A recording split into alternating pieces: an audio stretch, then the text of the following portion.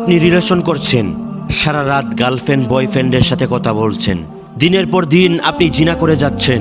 একটু কথা না বললে আপনার শান্তি লাগে না, একদিন কথা না বললে আপনার অস্থির অস্থির লাগে। তাকে ছাড়া আপনি কোনোভাবেই থাকতে পারছেন না, তার সাথে কথা না বললে আপনার দম বন্ধ হয়ে আসে, তাকে ছাড়া আপনি কোনোভাবেই বেঁচে থাকতে পারছেন না। এই সব কিছুই আপনার সাথে হচ্ছে। আপনি হয়তো জানেন না ভাই, আল্লাহ তাআলা কি বলেছেন। আল্লাহ তাআলা বলেছেন, জিনার দ্বারের কাছেও যেও না, এটি লজ্জাজনক ও ধ্বংসের পথ। সূরা আল ইসরা আয়াত নং 1732। অন্য এক আয়াতের মধ্যে আল্লাহ তাআলা বলেছেন, জিনা শুধু শরীর নয়, আত্মাকেও জ্বালিয়ে দেয়। সূরা আল মুতাফফিফিন আয়াত নং 8314।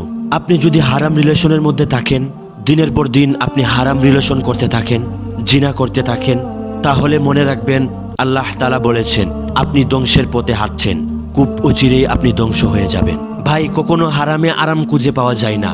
আপনি যে হারাম পথে আছেন ওইখান থেকে আপনি তওবা করেন আর আল্লাহ তাআলার কাছে বলেন, ইনশাআল্লাহ আল্লাহ তাআলা আপনাকে আপনার অতীতের সমস্ত গুনাহ মাফ করে দেবে।